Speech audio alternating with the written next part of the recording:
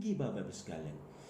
Jadi kadang manusia itu karena amalannya itu sedikit, ya, kadang amalannya biasa-biasa saja, inginnya masuk surga yang derajatnya tinggi, surga Firdaus, ya, tapi amalannya biasa-biasa saja.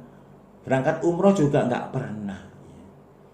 Apalagi umroh Ramadan juga, apalagi umroh biasa aja nggak pernah, sampai akhir hayatnya nggak pernah datang ke kota suci Mekah dan Madinah. Ya otomatis kan pahalanya bisa kita prediksi, Bapak Ibu sekalian. Di dunianya ibadahnya ya biasa-biasa saja. Ahli puasa tidak, ahli sholat tidak. Kalau ahli puasa itu setiap contohnya Senin, hari Kamis puasa, atau puasa sehari puasa sehari tidak, itu yang puasa yang paling tinggi, puasa Nabi Daud. Ahli sholat itu ya habis sholat wajib itu sholat sunnah, habis wudhu sholat sunnah, sholat duha, ya, kemudian malam harinya sholat tahajud, itu ahli sholat. Itu tidak dilakukan. Kemudian ahli dzikir juga tidak, ya. Dzikir itu ya ada target, baca tasbih pagi 100 kali, alhamdulillah 100 kali, Allahu Akbar 100 kali, la ilaha illallah 100 kali, ya, sore juga dibaca lagi itu. Kemudian baca kalimat-kalimat thayyibah yang lain. Ahli Quran juga tidak, ya kan. Ahli Quran itu ya dia itu senang baca Quran, ya. Bahkan Quran itu hafal sampai 30 juz, ya. Ahli Quran ini.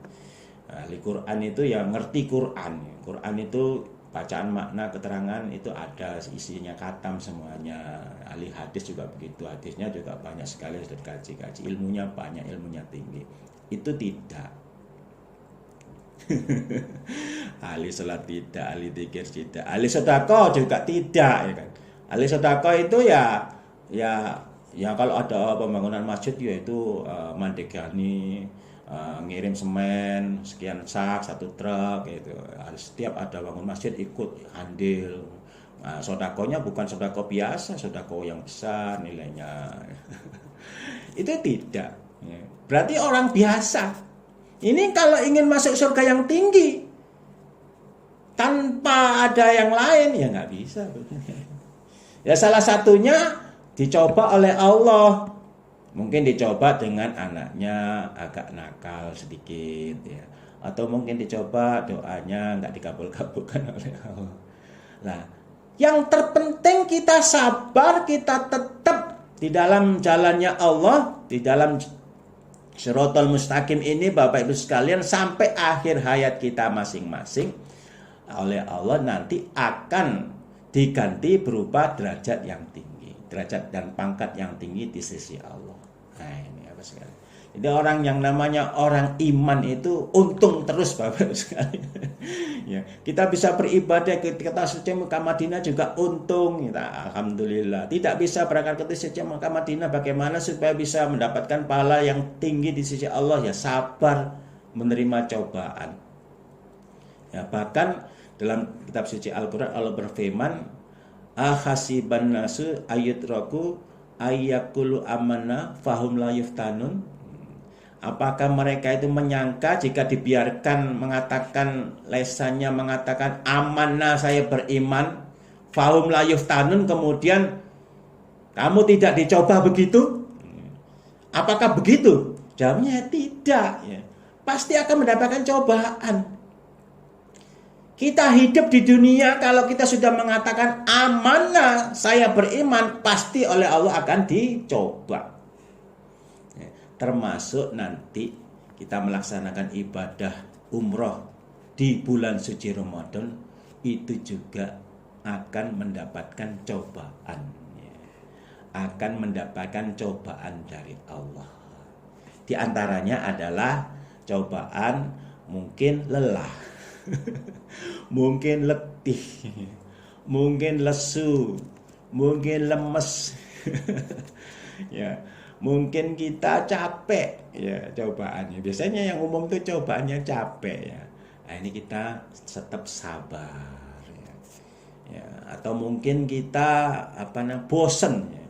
Pas kita di karantina ya, kita bosen, kita bete ya. Akhirnya kita ya nggak sabar. Akhirnya kita ya itu kalah dengan hawa nafsu. Nah, ini Bapak sekalian, ya ini harus kita jaga.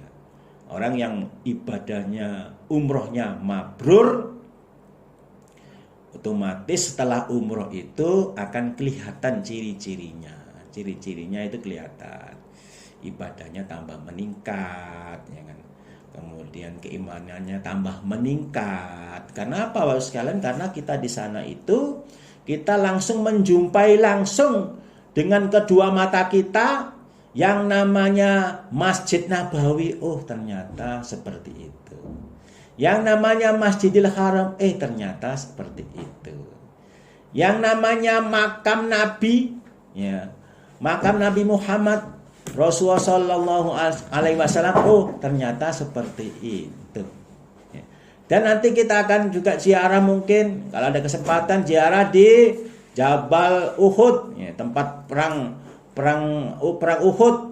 Oh ternyata juga ada ternyata Gunung Uhud. Ya, Gunung Uhud itu Bapak Ibu sekalian, manakala kita sholat jenazah satu kali, sholat saja itu mendapatkan pahala satu gunung, satu kirot. Sahabat tanya, berapa satu kirot itu Nabi? Nabi menjawab, mislu Uhudin, seperti besarnya gunung Uhud. Nah, kita nanti di sana insya Allah akan diberikan kesempatan juga bisa melihat gunung Uhud itu besarnya kayak apa. Oh, seperti itu besarnya ya. Kalau kita lakukan di Masjidil Haram, dikalikan 100.000 kali, Bapak sekalian. Satu kirot dikali 100.000 kali. Berarti 100.000 gunung Uhud, Bapak Ibu sekalian. Masya Allah. Ya, padahal Bapak Ibu sekalian, kalau kita di sini mencari satu kirot, Bapak Ibu sekalian, susah. Kenapa? Menunggu orang meninggal dulu. Menunggu ada panggilan saudara kita atau siapa yang ada panggilan dari Allah. Kita sholat itu satu kirot. Kita bisa sholat dapat pahala satu kirot itu alhamdulillah, alhamdulillah. Apalagi mendapatkan, kita bisa mengantarkan sampai ke tempat pemakaman yang terakhir di kuburan, mendapatkan satu kirot lagi. Jadi 2 kirot tambah alhamdulillah, alhamdulillah. Syukur pol Bapak Ibu sekalian. Sudah syukur pol, sudah bangga kita, bersyukur kepada Allah. Alhamdulillah, saya mendapatkan pahala 2 kirot. Di sana Bapak Ibu sekalian, sholat jenazah itu setiap habis sholat wajib, setiap habis sholat wajib itu kita yang sudah nih, ini sholat jenazah Bapak Ibu sekalian. Sholat jenazah itu bukan 1, kadang 5, kadang 7, kadang 10, kadang 12. Jadi jenazah itu dibawa masuk ke masjid, ya, dijejer-jejer begitu. Yang laki di depan, yang belakang itu perempuan-perempuan. Ya. Habis itu menunggu adzan sholat wajib. Nah, contoh misalkan sholat duhur. Habis sholat duhur selesai, itu biasanya itu ada lagi sholat jenazah. Jadi Bapak Ibu sekalian jangan buru-buru pulang. Tunggu ada sholat jenazah enggak? Ya bukan kita mengharapkan orang mati, bukan. Kita mengharapkan pahala ini. Mumpung di sana, jangan buru-buru pulang. Ya, habis wiritan-wiritan ditunggu, ternyata ada informasi berita as-salatu alal mayyit. Ya. Salat untuk jenazah. Ini berarti ada salat jenazah. Kita salat jenazah. Salat jenazah 1 kali di sana di Masjidil Haram mendapatkan 100.000 kirot. Bukan 1 kirot, Bapak, 100.000 kirot. 100.000 gunung Uhud. Bayangkan Bapak, mau ditaruh di mana?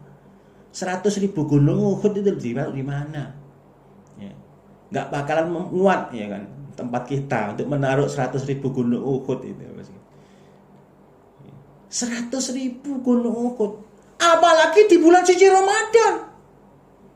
100.000 dikali 10 kali. Berarti berapa Bapak sekalian? 100.000 kali 10. Berapa Bapak sekalian?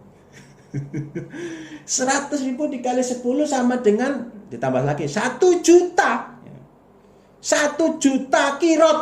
Masya Allah.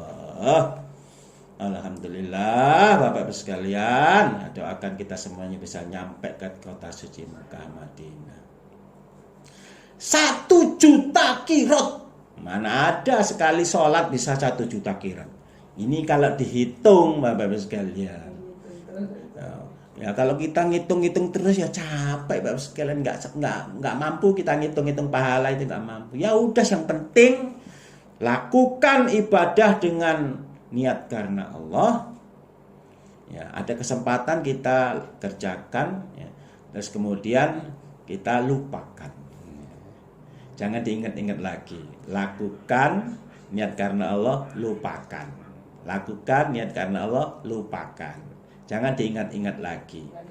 Jangan merasa bangga. Artinya ya kita bersyukur, kita masih merasa kurang. Jangan merasa sudah puas, sudah pol, apalagi nyampe di tanah air, kemudian kita, saya sudah umroh Ramadan kok, kemudian wis aku malas-malasan aja ibadah, ya nggak begitu Bapak sekalian. Kita masih terus semangat, ya. Fastabiqul khair, meskipun selesai pulang dari tanah suci Ramadan, kita terus beribadah. Syukur-syukur semangat Ramadan di kota suci Mekah Madinah itu terus kita bawa pulang.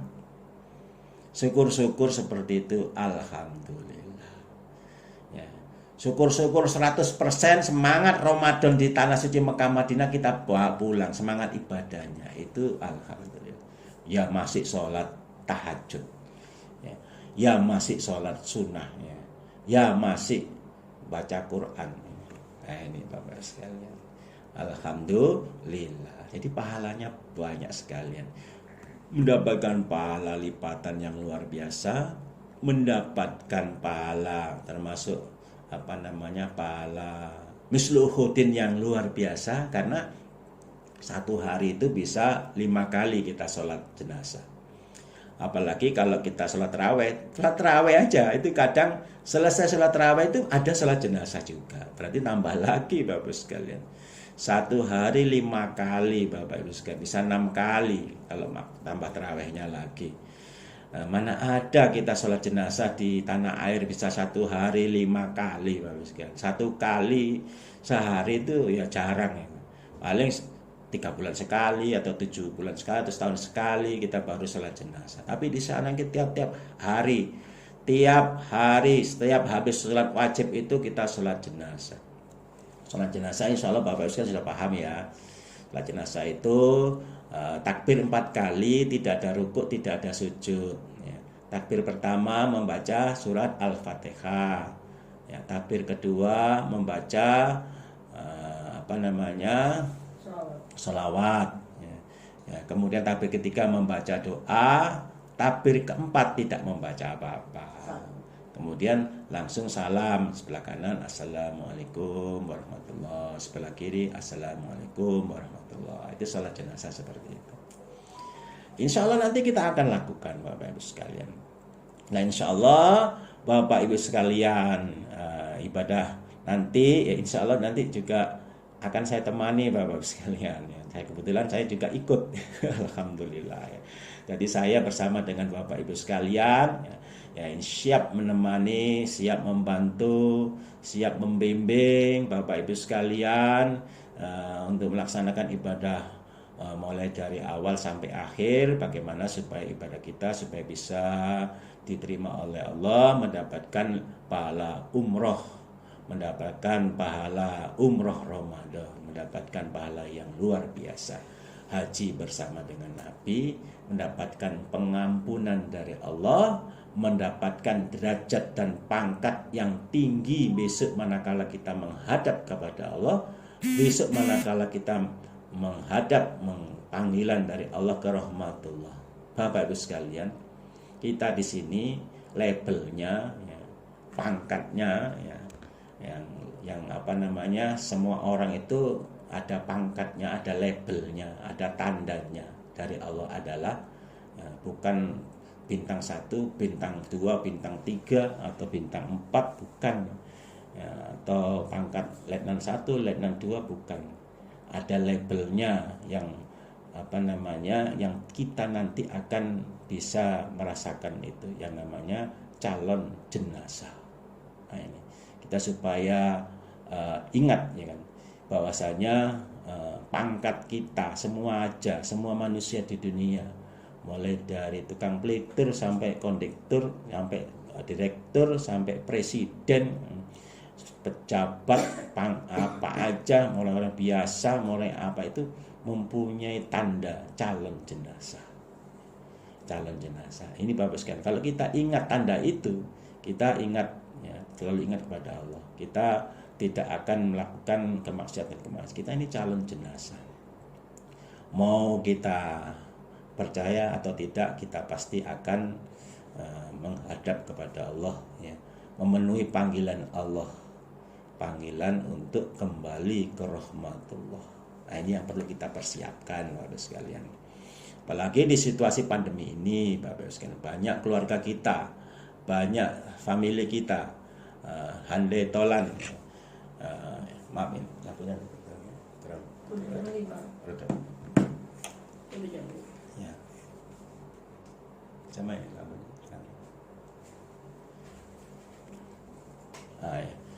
Gelap. Jadi kembali lagi, banyak family kita, keluarga kita, teman kita ya sekarang ini sudah tidak di dunia lagi.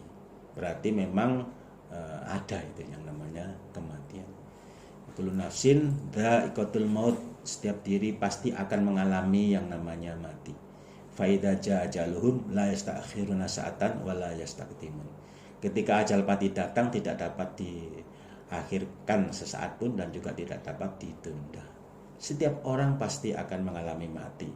Tapi sebaik-baiknya orang adalah orang yang mempersiapkan dirinya untuk menjemput yang namanya kematian. Kita nggak tahu, ya, kita tawakal aja, ya, kita tawakal aja kepada Allah, tapi kita sambil persiapkan diri kita. Salah satunya adalah mempersiapkan amal ibadah kita. Bapak Ibu sekalian, kalau masalah umroh itu mudah, Bapak Ibu sekalian. Masalah umroh itu prakteknya itu mudah sekali, nggak sesulit waktu kita mengaji. Kalau ngajinya kayaknya sulit sekali. Tapi kalau prakteknya itu lebih mudah, ya. Kenapa? Mulai zaman Nabi sampai sekarang, praktek ibadah umroh itu tidak berubah.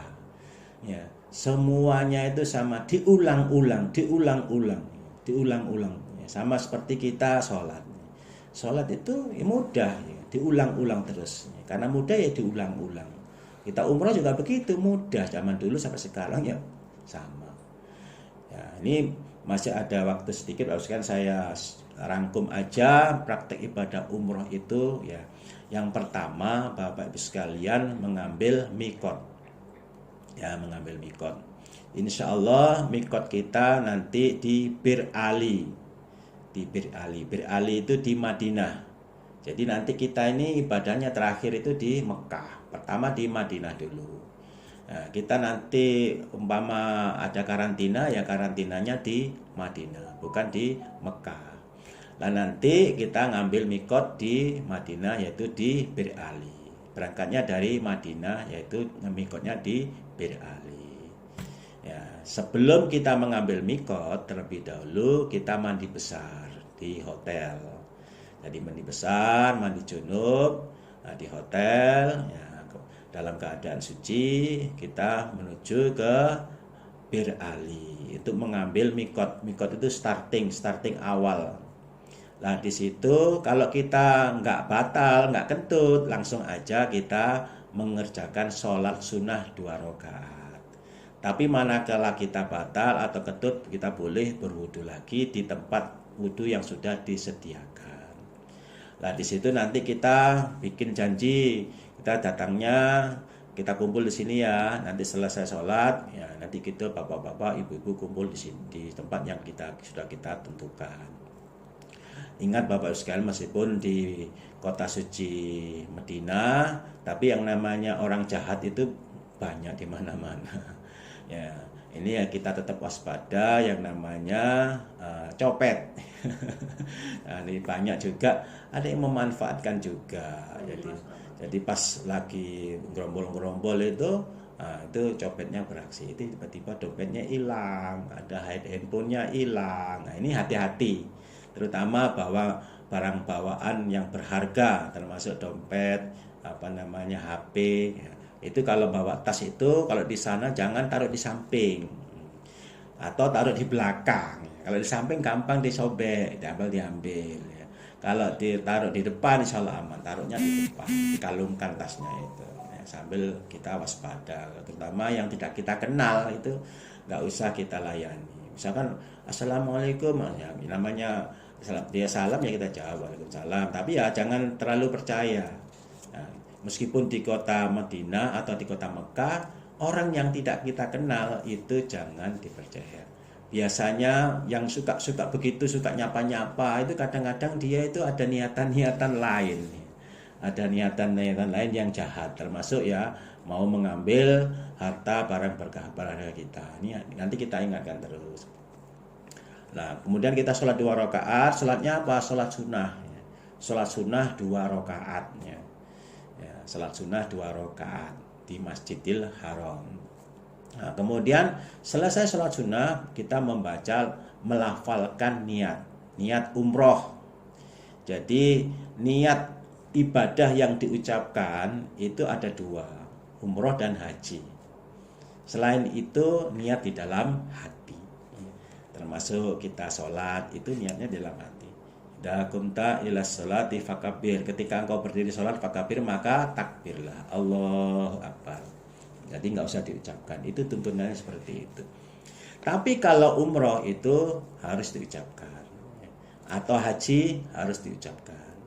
Nah, niatnya, lafalnya diucapkan, baca labbaik Allahumma umrotan, labbaik Allahumma umrotan, atau labbaik Allahumma umrotan. Kalau digandeng labbaik Allahumma umrotan. Ya, itu aja. Setelah itu kita menuju bis. Ya. Nah, menuju bis, perjalanan menuju Mekah. Selama menuju Mekah di bis itu kita mengucapkan apa? Kita membaca talbiyah. Labbaik Allahumma labbaik, labbaik la syarika lak labbaik, innal hamda wan ni'mata laka wal mulk la syarika lak. Nah, itu terus baca terus ulang-ulang ya. Nah, kemudian nanti pas waktu sholat, ya, nah nanti kita sholatnya jamak. Biasanya pas waktu sholat itu kita sholat jamak, ya, dikumpulkan. Kalau duhur dengan asar, kalau maghrib dengan isya, ya. Manakala kita nanti pas musafir, kita pas sholat ya kita sholat di perjalanan. Biasanya mampir di tempat sholat sambil istirahat sebentar. Nah, itu kita sholat berjamaah. Kalau pas maghrib, isya biasanya sholatnya nanti di Masjidil Haram. Kalau pas di Masjidil Haram. Nah, bagi yang laki-laki setelah baca lafal umroh, niat umroh, sudah berlaku larangan-larangan ibadah umroh. Termasuk laki-laki harus pakai ihram. Laki-laki harus pakai kain ihram. Tidak boleh rangkepan kaos dalam, nggak boleh. Celana dalam juga tidak boleh. Ya. Kalau perempuan itu bebas, ya. Bebas. Yang penting nutupi aurat. Auratnya perempuan itu adalah wajah dan telapak tangan. Jadi yang boleh diperlihatkan itu adalah wajah dan telapak tangan, lainnya tertutup. Pakaiannya bebas, yang penting suci. Ya, kalau laki-laki pakaiannya tidak bebas, ya harus pakai kain ihram, 2 kain, kain bawah sama kain atas. Nah, itu karena itu kita tidak pakai celana dalam, itu boleh pakai sabuk. Karena kalau nggak pakai sabuk bahaya juga. Nanti kalau pas melorot, ya, akhirnya jatuh kainnya, akhirnya kelihatan auratnya. Makanya supaya tidak melorot itu dikasih sabuk. Sabuknya itu sabuk khusus, ya, sabuk khusus yang warna hijau itu. Nah, itu sabuk untuk kain ihram. Tidak boleh pakai kemiti. Ya, itu nggak boleh. Kemiti supaya nggak jatuh-jatuh. Peniti ya, peniti apa kemiti? Peniti. Itu nggak boleh. Kain ihram nggak boleh kain yang berjahit atau dijahit-jahit apa, tempelin-tempelin apa, itu nggak boleh, polos. Nah, setelah kita baca niat umroh itu, labbaik Allahumma umrotan, maka berlakulah larangan-larangan orang yang umroh. Larangan-larangan orang yang umroh salah satunya tidak boleh motong rambut atau menjabut bulu rambut, motong kuku, ya, tidak boleh. Ya. Kalau jatuh sendiri bagaimana? Kalau jatuh sendiri kan berarti kan nggak motong rambut itu, nggak menjabut rambut. Ya. Yang tidak boleh itu menjabut rambut atau apa namanya motong rambut, nggak boleh. Termasuk motong dahan-dahan yang kering di jalan, kemudian ada dahan yang kering kita potel daunnya, itu nggak boleh. Termasuk membunuh lalat, membunuh nyamuk, itu juga tidak boleh. Ada nyamuk ya jangan diteplai, ditepti pada ya. Ini lagi umroh ini, nggak boleh. Tapi kalau selain umroh ya teplai aja, nggak apa-apa. Kan nyamuk menggigit kita. Ya. Nah, itu. Termasuk juga tidak boleh pakai wangi-wangian. Setelah melafalkan niat itu tidak boleh pakai wangi-wangian. Nah, kalau sebelum lafal niat umroh bagaimana? Boleh apa tidak boleh? Tapi kalau supaya mutawariknya ya setelah kita junub itu kita sudah nggak usah pakai wangi-wangian meskipun kita belum mengambil mikot. Ya.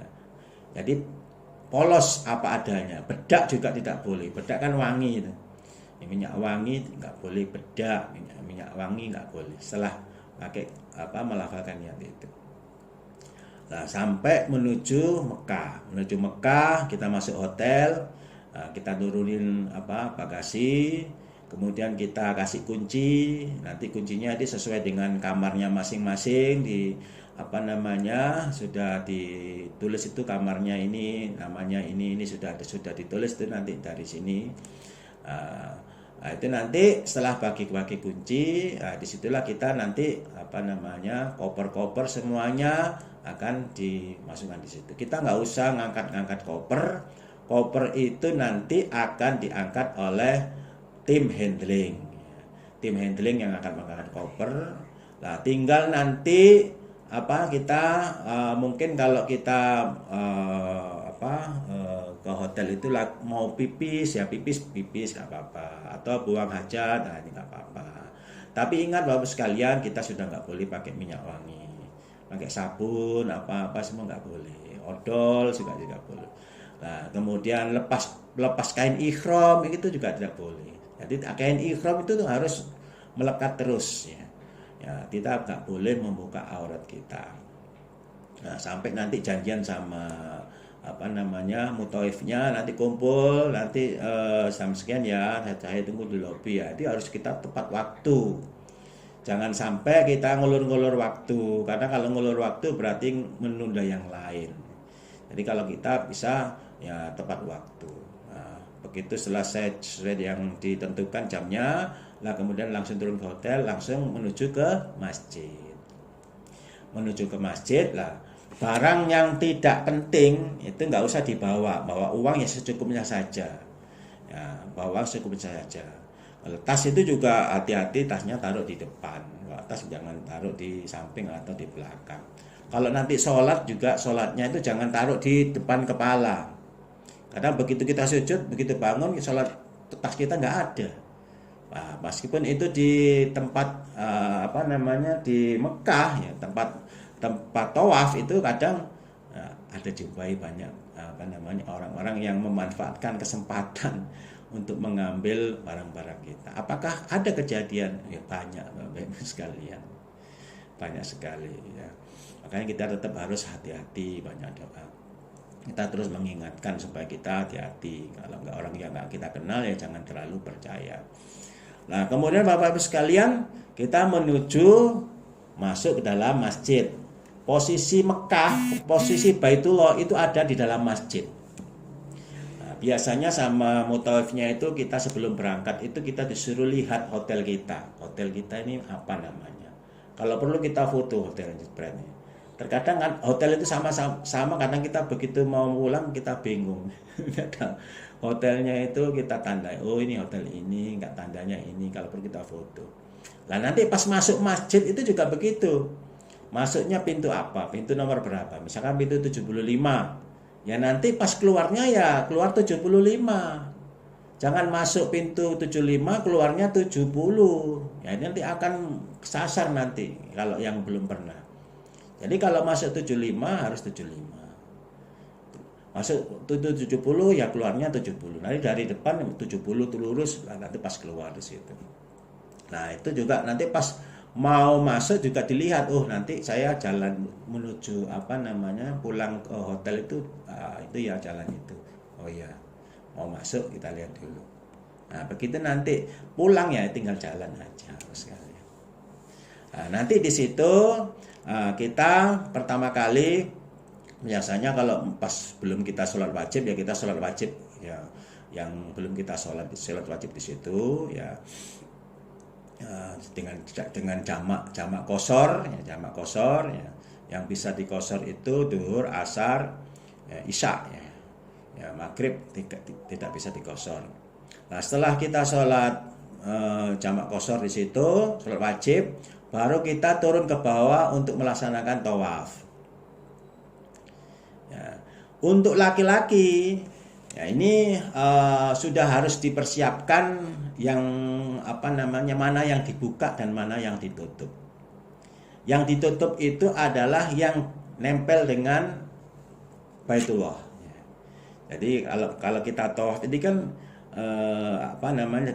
dari kanan dulu ya, bukan kiri ke kanan ya, tapi dari kanan ke kiri. Ya. Berarti yang sebelah kiri ini kan yang dekat dengan Ka'bah. Ini Ka'bah, ini pundak kita. Berarti ini yang ditutup, ini yang dibuka. Nah, ini nanti akan dikasih tahu sama mutawifnya. Insyaallah kita juga akan mengingatkan. Jadi pas tawaf itu yang nempel dengan Ka'bah itu yang tertutup. Yang kiri, yang sebelah kanan ini dibuka. Nah, dalam keadaan tawaf itu tidak boleh kentut, harus suci. Ya kalau kentut bilang sama mutawifnya atau ustadznya, Ustadz saya kentut, saya batal ya. Nanti pas selesai tawaf itu kita janjian. Nah, ini nanti saya nemenin ini ya ibunya atau masnya untuk ngambil wudhu, saya temenin lah, kemudian nemenin sampai selesai tawafnya. Kemudian yang lain silakan jalan aja dulu ya. Nanti kita ketemuannya nanti di tempat sini, nanti janji ada ininya, nanti kita ada tempat-tempat meeting janjian kita selesainya di mana, nanti kita baru ketemu. Ya umroh ini Bapak-Ibu sekalian jangan kita sendiri-sendiri, kita harus bersama terus ya. Harus koordinasi ya, jangan sampai seperti yang sudah ya. Misah begitu nyampe di tempat tawaf langsung dia misah ya. Misah dari rombongan. Akhirnya kita nyari-nyari ini mana ini, ada 20 orang kok tinggal 19, yang satu kemana ini, siapa ini yang kan kita jumlah 20 ya, nanti 20 harus harus lengkap. Kalau nggak lengkap ya kita cari itu. Makanya yang namanya tanda name tag itu jangan sampai hilang. Karena name tag itu isinya data pribadi kita sama data hotel. Jadi kalau misalkan kita kesasar, tinggal tunjukkan name tag itu kepada salah satu mutawif atau siapa atau laskar, nanti akan ditunjukkan. Jadi name tag itu jangan sampai hilang. Ya, termasuk juga nanti kalau di Mekah ini orang yang umroh itu yang menurut informasinya akan dikasih tanda gelang khusus. Orang yang umroh, yang nggak umroh itu nggak ada gelangnya. Nah, kita starting dari Hajar Aswad. Hajar Aswad kita nyari pas lurusnya Hajar Aswad, nah kemudian kita isyarah mengusap. Karena jarak jauh kita isyarah. Jadi nggak harus mengusap Hajar Aswad. Karena Hajar Aswad itu kan penuh ya kan. Jadi kita cukup isyarah saja, diberikan kemurahan. Kalau nggak bisa mengusap ya isyarah. Yang jelas kita nggak mungkin mengusap, isyarah. Ya, sambil membaca Bismillah, Allahu Akbar. Nah, baru kita tawaf. Membaca dzikir. Subhanallah walhamdulillah wala ilaha illallah wallahu akbar wala haula wala quwata illa billah. Terus baca itu terus sampai ke rukun Yaman. Rukun Yaman ini posisinya di belakangnya Hajar Aswad. Umpama di sini Hajar Aswad, ya belakangnya itu ada rukun Yaman. Begitu rukun Yaman kita isyarah lagi Bismillah Allahu Akbar. Ya, karena mengusap rukun Yaman ini juga kita mendapatkan pengampunan. Kalau kita bisa mengusap rukun Yaman, dosa-dosa kita akan diampuni oleh Allah.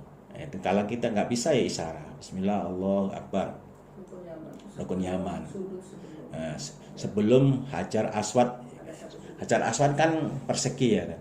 Nah, ini Hajar Aswad ya, sudut Ka'bah itu persegi ya, Hajar Aswad itu di sini, belakangnya itu rukun Yaman. Pas di rukun Yaman kita baca doa Allahumma inni as'alukal afwa wal afiyah fid dunya wal akhirah Rabbana atina fid dunya hasanah wa fil akhirati hasanah wa qina adzabannar. Nah, itu doanya. Nah, ini Bapak Ibu sekalian, di situ Allah menempatkan beberapa malaikat di situ untuk membaca amin. Amin, amin. Kan doa ini, Allahumma inni as'alukal afwa wal afiyah. Ya Allah, berikanlah saya kesehatan dan kewarasan fid dunya ya, dan akhirat, dalam dunia dan akhirat. Rabbana atina fid dunya hasanah sampai jagat. Nah, itu malaikat baca amin. Nah, nyampe Hajar Aswad, isyarah lagi Bismillah Allahu Akbar. Ya. Jadi Hajar Aswad itu tandai dengan batu. Dulu batu itu berwarna putih. Ya, turun dari surga, batunya berwarna putih. Sekarang menjadi hitam karena banyak orang-orang yang mencium di situ, mengusap di situ. Ya, dosa-dosanya orang yang mencium, mengusap itu nempel di situ. Akhirnya jadi hitam. Ya, kalau kita nggak bisa mengucap Hajar Aswad, ya bisa yang lebih murah lagi, yang lebih ringan lagi, mengusap rukun Yaman. Ya, tapi itu tidak wajib Bapak Ibu sekalian, tidak wajib. Kalau bisa, kalau nggak bisa ya isyarah saja. Ya, jangan sampai kita yang tidak wajib kita wajibkan. Yang tidak wajib ya kalau memang bisa ya kita lakukan, kalau enggak ya isyarah. Allah memberikan kemudahan dengan cara isyarah. Bismillah Allahu Akbar. Nah, baca doa lagi. Sampai berapa kali? Sampai 7 kali.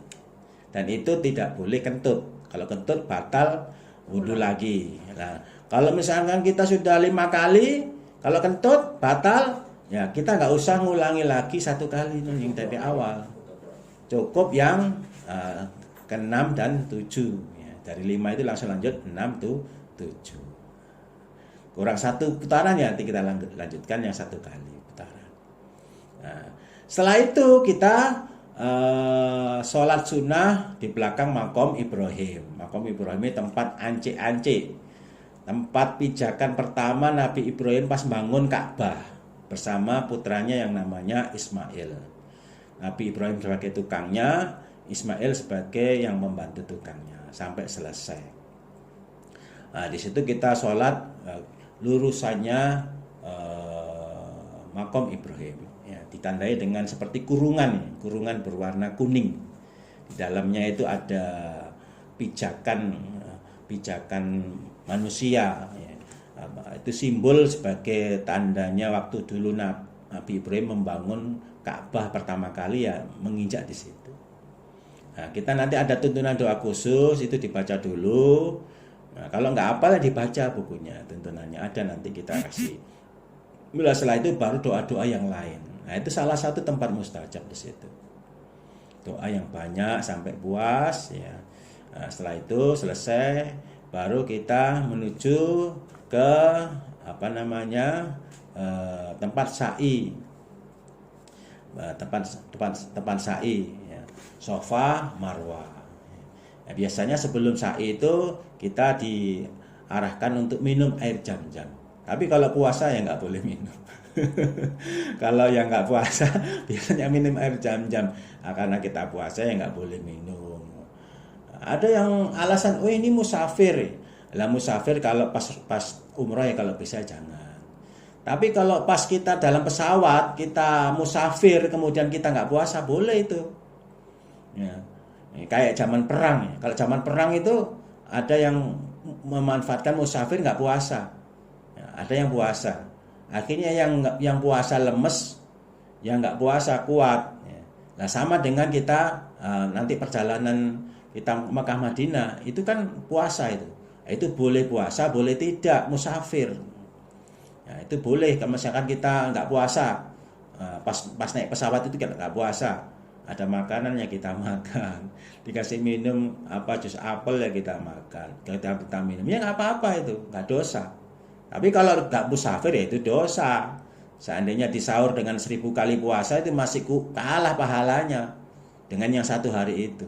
Tapi kalau musafir itu nggak apa-apa. Orang sholat aja, sholat wajib itu kalau musafir itu bisa di jamak qashar. Demikian juga puasa, itu boleh. Jadi nanti kalau misalkan pas musafir, pas puasa kok ada saudara kita yang tidak puasa ya jangan di ini. Itu pilihan. Kalau puasa ya monggo. Tapi kalau nggak puasa ya monggo, nggak apa-apa, sama-sama bolehnya. Tapi nanti selesai Ramadan supaya nyaur. Supaya nyaur ya kan. Jadi wah ini pas rusuh kemurahan nggak nyaur ya nggak boleh, dosa, tetap nyaur, harus nyaur. Nah itu Bapak Ibu sekalian. Lah selesai nanti pas sa'i 7 kali diawali dengan Bukit Sofa. Nah nanti pas antara Bukit Sofa dan Marwah itu ada lampu hijau. Nah itu kita lari-lari kecil. Jadi baca doa lagi. Pas di Bukit Sofa kita berdoa, ada doa. Nah, doa yang nggak usah doa tambahan-tambahan, yang khusus doanya saja ya, supaya cepat. Nanti kalau pas ditambah-tambahin lama nanti nggak mari-mari nanti. Kalau bisa lebih cepat lebih bagus. Karena ini puasa ini. Yang penting doa komplitnya itu sapu jagatnya. Rabbana atina fid dunya hasanah wa fil akhirati hasanah wa qina adzabannar. Ini sapu jagat dunia akhirat kena itu. Ya, itu jangan sampai lupa doa itu. Nah, nanti pas lampu hijau ketemu lampu hijau itu gincik lari kecil. Nah, ini pas waktu Siti Hajar itu mencari air itu dia lari-lari itu kita lakukan juga. Jadi kewajiban untuk yang laki-laki, yang perempuan jalan aja nggak apa-apa. Baca Rabbik firwarham watajawaz. Ini ada doanya. Nyampe ke Marwah 1 kali. Marwah doa lagi. Dari Marwah ke Sofa 2 kali. Sofa ke Marwah 3 kali. Marwah ke Sofa 4 kali. Nanti diakhiri sampai 7 kali di Bukit Marwah. Nah setelah Bukit Marwah berdoa tahallul, ya, cukur potong rambutnya. Ya. Ini nanti ada gunting kecil. Jadi kalau gunting kecil dibawa boleh, tapi jangan ditaruh di tas cincin. Jangan yang ditaruh ditaruh di bagasi. Itu nggak apa-apa. Ya. Kalau gunting kecil. Kalau kita bawa gunting atau bawa kunci pas itu diambil itu nanti, atau membawa pokoknya alat-alat besi yang dicurigai senjata tajam itu diambil nanti, digeledah. Jadi nanti, tapi kalau ditaruh di bagasi itu nggak apa-apa. Nah itu nanti potong sedikit, yang penting dipotong sedikit aja. Nah kalau mau lengkapnya, saya mau gundul, nah itu ya lebih bagus lagi ya. Nanti kita keluar, nanti di situ ada barbershop, lah kita gundul. Nah, karena apa? Karena rambut itu juga ada pahalanya. Semakin banyak yang dipotong ya semakin banyak pahalanya. Tapi kalau kita perempuan ya nggak usah gundul. Perempuan ingin pol pahalanya gundul, nanti jadi suaminya, ini istri saya apa bukan? Pangling nanti. Cukup dipotong sedikit aja. Lah, dengan dipotong sedikit aja itu sudah berarti sudah lepas ikatan umrohnya. Ikatan umrohnya lepas. Jadi kita boleh pakai minyak wangi, pulang mandi, kemudian tidur sambil menunggu maghrib atau menunggu sholat berikutnya. Jadi kita mengatur stamina, mengatur ritme kita, karena ibarat orang kita lari itu lari maraton, habis sekalian. Lari maraton ini nggak usah cepet-cepet. Yang penting kita lari aja sesuai dengan kemampuannya, pelan-pelan tapi continue. Karena jangka kita ini masih panjang. Jangan lari ngebut dari situ KO sakit. Akhirnya nggak bisa ibadah lagi. Ya, karena sakit, karena ngoyo. Ya, nggak pakai strategi. Ya, ini saking semangatnya ya kan langsung pol-polan ibadahnya pertama kali. Masih ada hari lagi besoknya. Besok masih ada hari lagi. Itu yang kita pikirkan. Makan juga begitu. Jangan sampai kita nggak mau makan. Di sana nggak mau makan, alamat Bapak-Ibu sekalian. Harus makan, dipaksa makan ya kan. Pokoknya makan, karena kita di sana itu membutuhkan energi yang besar. Belum sholat tarawih. Sholat tarawih itu memerlukan energi yang besar, karena satu tarawih di sana itu satu juz itu rakaatnya 20 rakaat. Satu juz itu dibaca sampai 20 rakaat. Nggak usah Bapak Ibu sekalian, waduh lama sekali. Nggak terasa Bapak Ibu sekalian, karena kita semangat, senang. Apalagi yang membaca itu bacaannya bagus, suaranya bagus, kita senang. Kadang netes air mata tanpa disadari. Alhamdulillah. Nah, nanti ditutup witir 1 rakaat.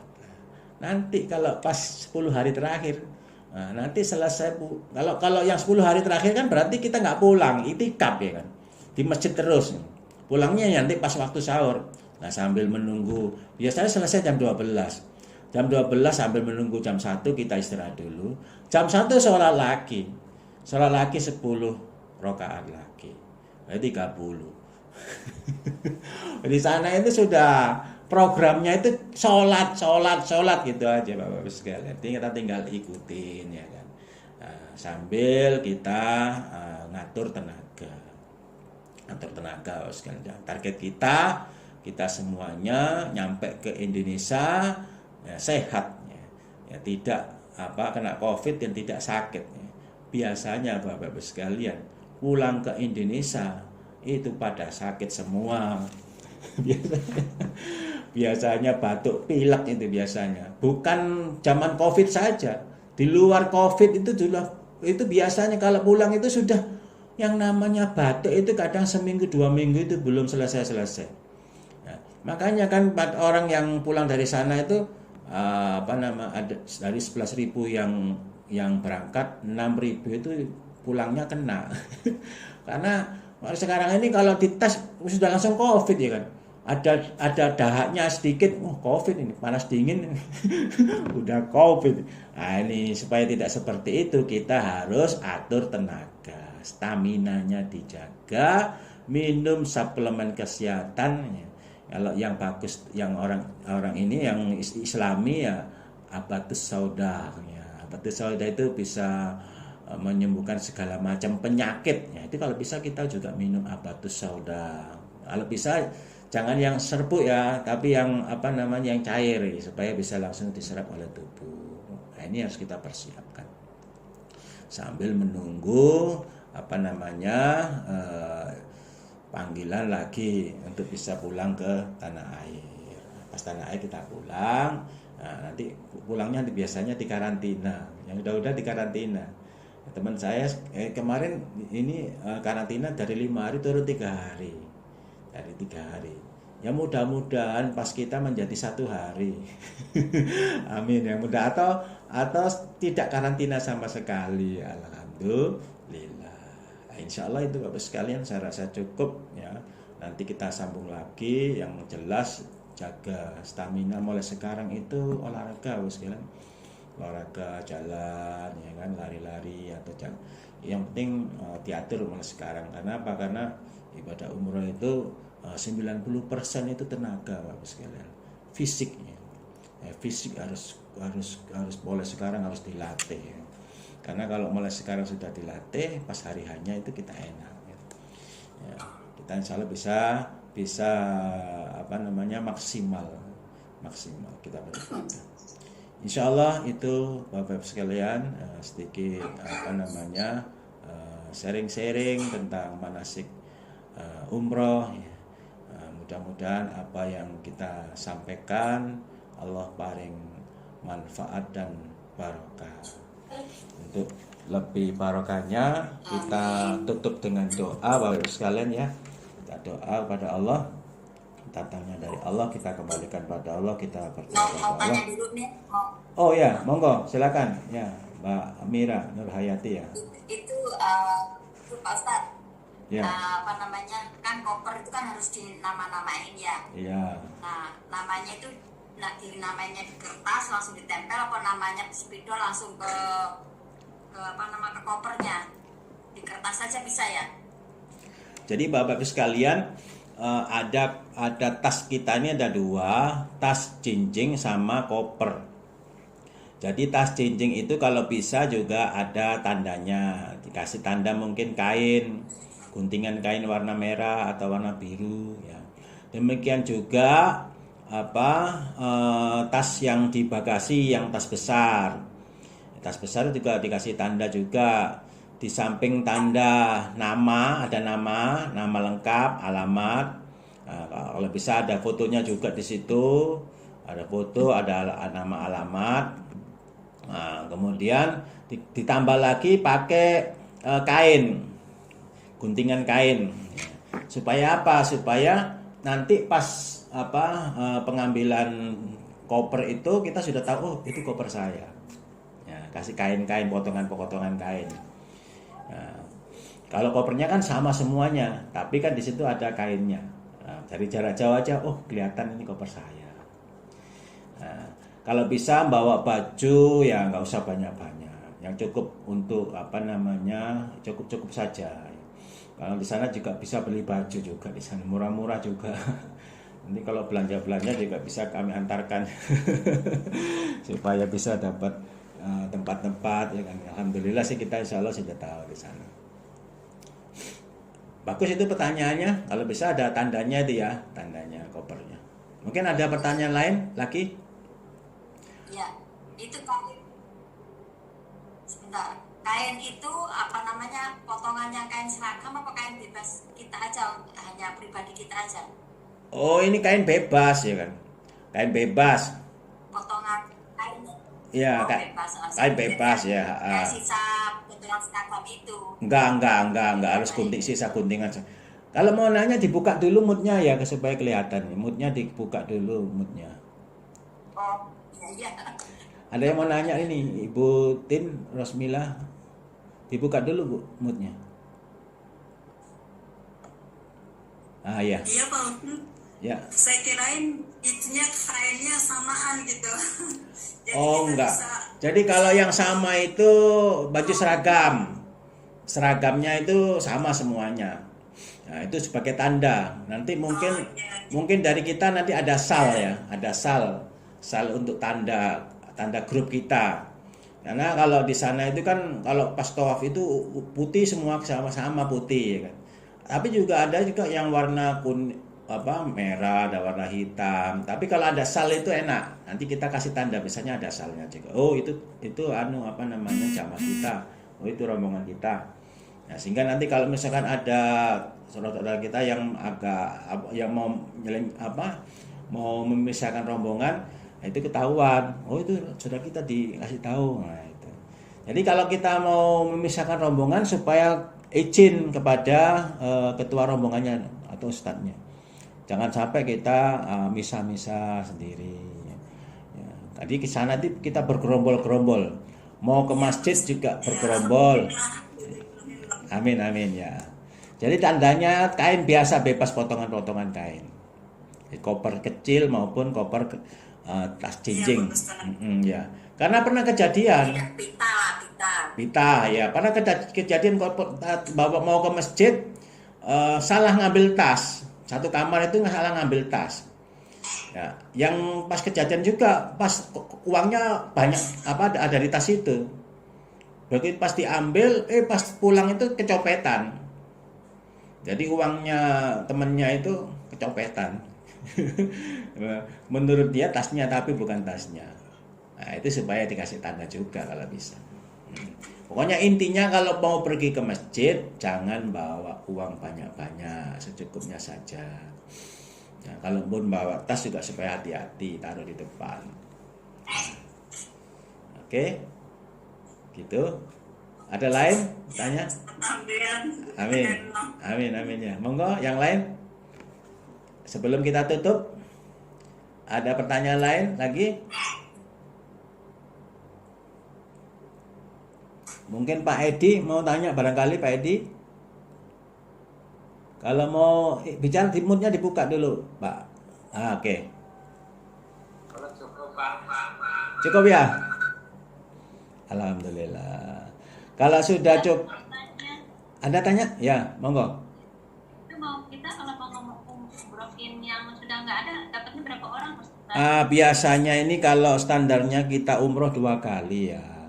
Tapi dalam situasi pandemi ini kita jangan berharap 2 kali ya. Karena apa? Karena bisa jadi agak dipersulit pas yang keduanya ini. Jadi target kita sih bisa 2 kali. Tapi kalau nggak bisa 2 kali, 1 kali juga nggak apa-apa. Adapun yang mungkin orang tua kita ya kan, orang mau membadalkan umroh untuk orang yang sudah meninggal, jadi mungkin kita pakai dalil yang lain bahwasanya yang namanya anak yang solihah itu dia ibadah, orang tuanya juga mendapatkan pahala meskipun tidak kita umrohkan. Tapi kalau dia sama-sama beriman, apa semua yang kita kerjakan, ibadah kita kerjakan, baik umroh apa semuanya itu orang tua kita ini juga dapat pahala jariyah, karena dia yang membesarkan kita. Ya, alhamdulillah. Nah, kalau suami juga dilihat dulu suaminya sudah lansia atau sakit. Yang boleh dibatalkan itu kan yang meninggal. Kalau yang masih hidup dengan catatan dia nggak bisa berangkat, memang sudah kondisi usia ya kan, atau mungkin sakit, itu baru boleh. Tapi kalau sehat itu nggak boleh. Yang dibatalkan yang sudah meninggal. Gimana? Yang udah meninggal. Oh, suami yang sudah meninggal ini nggak apa-apa ya. Nanti dibadalkan atas nama suaminya. Ini kalau ada kesempatan biasanya kita lihat situasi. Dari situasi nanti apakah ada celah, apakah tidak ya. Karena yang udah itu ada yang bisa, ada yang tidak. Karena situasinya masih ya mungkin ya mudah-mudahan aja sudah normal ya. Kalau normal ya nggak ada masalah itu. Kita bisa umroh 2 kali. Ya. Adapun suami, nah itu juga nanti pakai dalil lain juga, derajatnya itu kalau sama-sama orang iman itu nanti akan disatukan, anak keluarga itu akan ketemu sama suaminya, karena sudah jadi suaminya. Ya, itu kalau sama-sama beriman. Karena apa? Karena suami juga mengukir dari istri juga. Kita bisa seperti sekarang ini juga salah satunya ya kerjasama dengan suami kita. Tapi kalau memang bisa kita kerjakan. Kalau gimana? Oh, itu ya Pak Ustadz. Ya. Kalau misalkan kita udah melaksanakan umroh, terus kita niatkan umroh untuk orang tua kita atau siapa yang sudah meninggal, itu bisa ya? Bisa. Ya, jadi niatnya itu labbaik Allahumma umrotan an nama yang mau dibadalkan siapa itu. Misalkan namanya Sumardi ya, labbaik Allahumma umrotan an Sumardi. Nah, itu seperti itu namanya. Ada pertanyaan lain?